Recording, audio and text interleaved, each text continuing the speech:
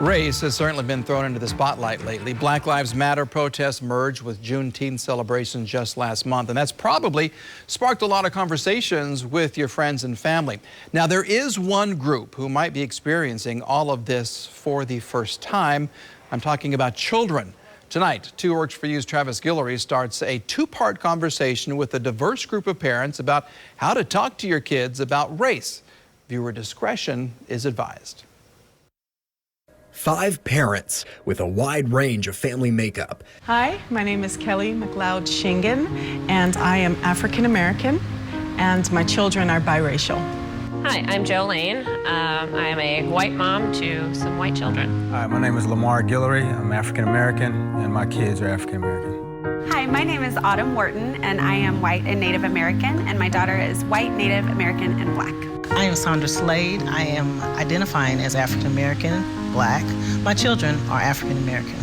All with very different experiences raising their children in a time when race, skin color, is a hot button issue. When did your child start noticing there were other people that looked different from them, and how did you handle that?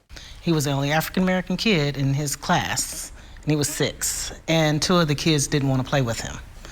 So we had to have the conversation of why you're different, why they may see you as different, why you should love everybody and still respect everybody. Very similar experience for my daughter. She was in pre-K, so she was 4, and a boy had come up to her and said he didn't want to play with her because her skin was brown, and so that really didn't afford me the opportunity to share it with her in a way that I wanted to. It really helped us force the conversation at that point because she had a lot of questions and she didn't quite understand. They notice the difference in colors. They're noticing differences, male and female. Leonard Shepard is a professional therapist. And it's normal for them to want to be with groups that they find are like them at those ages. I felt it was really important to start having conversations about differences in skin color when she was as early as 2 or 3, because I knew she would go to school with kids that didn't look like her. Should parents initiate those kinds of conversations, or should they wait and see how their child deals with it and if they come to them with it? What are your thoughts on that? I think as an African American parent, I don't have the luxury to wait always for an opportunity to talk. You have to be intentional because the probability, as an African American dad and kids, the probability you're going to face something like that if you're not in an all-black environment is very high. There are moments where she's like, I wish my hair was straight like my friends, or it's easier, to have straight hair, or whatever the case may be. And those moments kind of hurt for me as a parent because I want her to embrace her beauty. But I think it's important to have a mix of intentionality and letting them come to you. It is very important for parents to prepare the child before they are faced with a traumatic situation where they have to come questioning, if they would come questioning at all.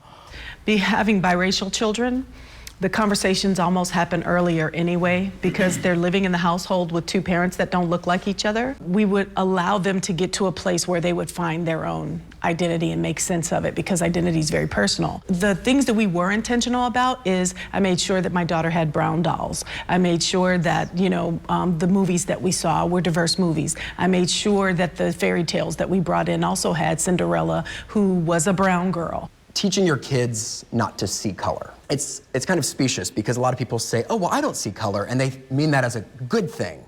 Is that a good thing, to not see color, and why would you want to see color? Our society, in the way it's set up, is going to force you to check a box. We know that kids see color, right? I mean, they do, and they draw us all.